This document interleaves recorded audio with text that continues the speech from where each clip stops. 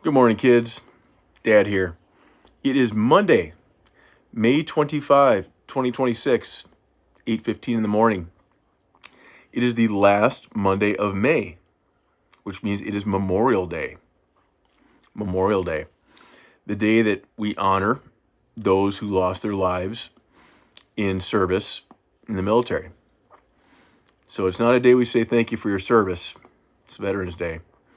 It's a day we thank and honor those who died while serving. Approximately 1.1 million Americans since the Revolutionary War.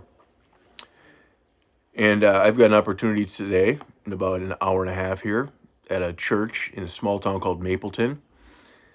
They invited me, asked me to come and speak with them for about 10 minutes during a service they're having.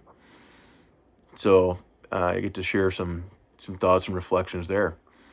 But because I love you kids deeply, I thank you every day. Start my day and my day thinking of you, and I'm thinking of you all the way through it. I said to myself, well, I can't go tell a couple hundred people at a church my thoughts on Memorial Day without talking to you kids about it first. So I thought I'd tie that in to my continued gratitude series, touching on somebody, military member named, I know her as Staff Sergeant Joanna Shakir.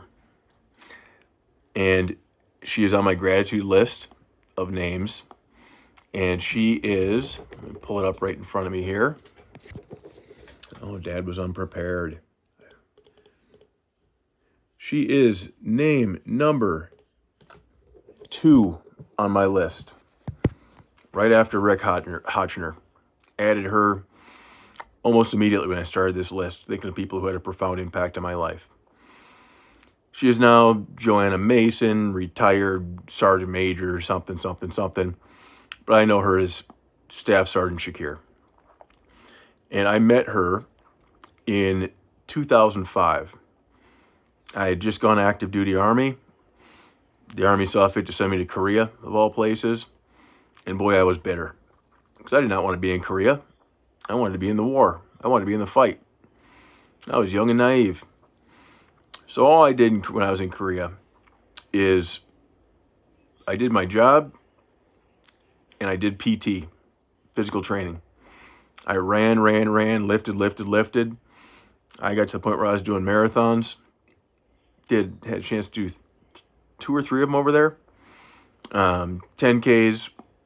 I was the guy who woke up at 4 o'clock in the morning so I could go to the gym for an hour before everybody else showed up, and we had to do our hour of group exercises.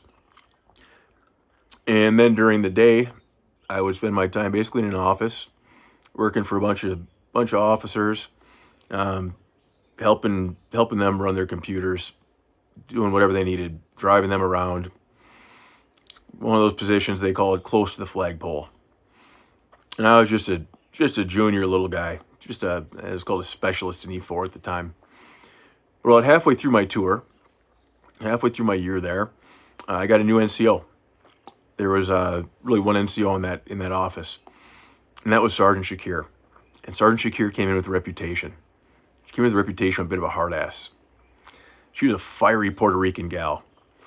And it's funny because she's a gorgeous, she still is a gorgeous lady.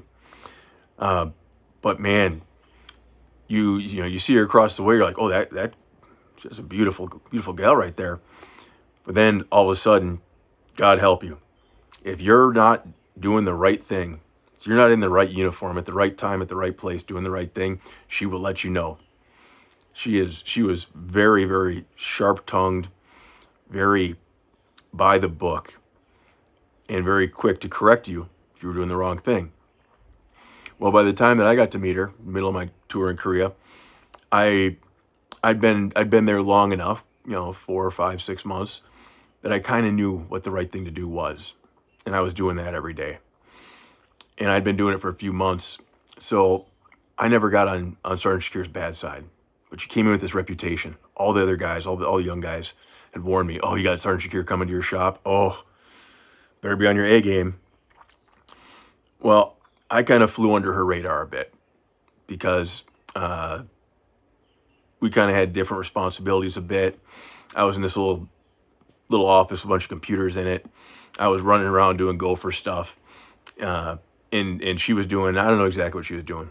She was doing whatever the sergeant major, whatever project the sergeant major had her doing. But the thing that stood out to me that I recognized quick was this ball buster reputation she seemed to have. I never quite saw that. What I saw in her, what my experience with her was what a champion she was for her soldiers. She was at the time a staff sergeant E6. So all us young kids, all us kids in our young 20s, she was a little bit older. She was probably around 30 at the time, maybe late 20s. And she'd been advancing quickly through the ranks, in large part because of her leadership mentality. She always had her own stuff. She was squared away. Her boots were shined, her uniform was pressed. She was doing what she needed to do, where she needed to be on time. She was motivated, highly motivated, highly motivated. And what I saw and watched and got to see her do was how she looked out for her soldiers. That 20-year-old kid who just showed up, who didn't know his ass from his elbow, she would square them away. And she'd do it with passion and love and caring. And yep, she'd get in their ears sometimes if they were wrong, but she'd do it from a place of love. And at the time, the Army was looking at me and considering me for officer school. Something I'd skipped out on, right? Because I wanted to go to war. I didn't want to take the time to go to officer school after college. But the Army was giving me the opportunity, and she helped prepare me for that board. I remember I went to this board, and I had to stand before all these senior officers, kind of like an interview. And they looked over my records, and they kind of interviewed me. And afterwards, she'd driven me over to the place where they had that board hearing and drove me back. And afterwards, I remember getting out of the car, and she is the one time I ever saw her be maybe a little bit less than a immaculate professional. She looked at me and she said she was so proud of me, and she gave me a hug. And it was that human moment. And at that time, it had been a long time since somebody gave me a hug and told me they were proud of me. And that meant a lot to me. It meant a lot to me. I never forgot that. So eventually I got near the end of my year tour in Korea, and I had a chance. I was still waiting for the Army and its infinite wisdom to let me know about the officer school thing. But another opportunity came up because all that running and exercise I've been doing, because of leaders like Joanna Shakir, who showed me what it meant to be motivated and to live that every day. I had a chance to go to airborne school, and then go to some special forces units. And for a kid like me at that time, I couldn't say no to that. All I ever wanted to do was be a paratrooper. I wanted to be airborne, and that was a pathway there. So I said, let's go. And be a couple years later that after a couple years with Special Forces Headquarters Command, 7th Special Forces Group, my contract came up, and my back was hurting. My back was hurting constantly. Turns out in hindsight, I had a ruptured disc. But at that time, we didn't say that. We just took a knee, drank water, carried on. But my back was bothering me. I had a girlfriend who had come out from Minnesota, lived with me in North Carolina for a couple years, and she wanted to get back home, get a life started. And I ended up, I was a couple weeks away from finishing my contract with the Army. I was going to head back to Minnesota, and the Army reached out to me and said, "Oh yeah, that officer packet from Korea, you've been approved. You want to come to officer school?" And I wanted nothing to do with being an officer, because my heroes were the Sergeant Shakirs. That was the kind of person that I wanted to be. I didn't want to be an officer. I didn't want to sit in an office doing paperwork, being a leader, as officers pretend they are. And I made the decision that, you know what, I did my part. It's time to go home. And when I did that, I came back to Minnesota and very quickly went back into the Army Reserves. Made that decision to sign up for the Army Reserves because I missed it. In the Army Reserves, they made me a staff sergeant. And I regretted that that at that time there was no Facebook really. I think Facebook was maybe just starting up around 2009. But I wasn't very active in it, and I felt a lot of guilt and a lot of shame because I had a lot of friends, a lot of people I admired, all my heroes. They were still in the Army, and I had gone home. I took my ticket to go home. I didn't do 20 years. I didn't do a career like Sergeant Shakir did. And it wasn't until summer of 2023, based on Rick's advice, one of Rick's recommendations was reach back out to your family. And I did. I looked up Sergeant Shakir, and I sent her a message, and I said, hey, Sergeant Shakir, I don't know if you remember me. It's been since 2005. But I wanted to thank you and wish you well and say hello. And she messaged me back almost immediately.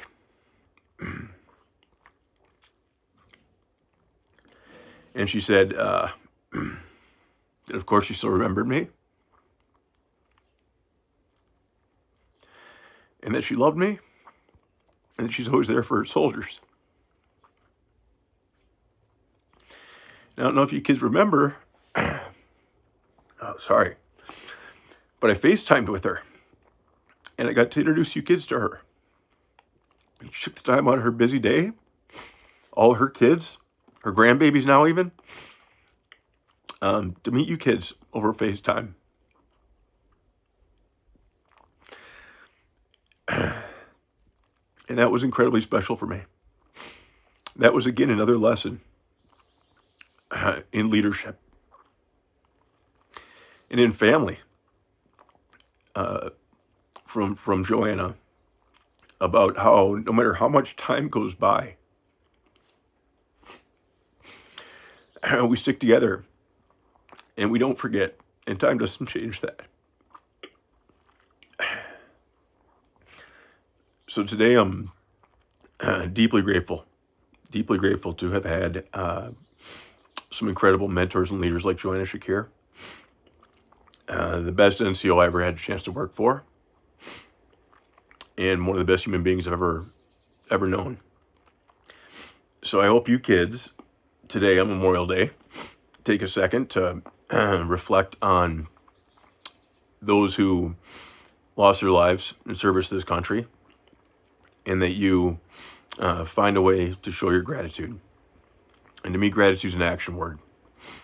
And the way that today that I try and honor those 1.1 million who are no longer with us, who died in service to this country, is to live a life of purpose. To live a life of purpose for those who can't. And I do that here at Bravo Zulu House. Part of the reason I'm here, 2 hours from you kids this morning. And I try and do it in every person I come across, treat them with kindness and love and tolerance.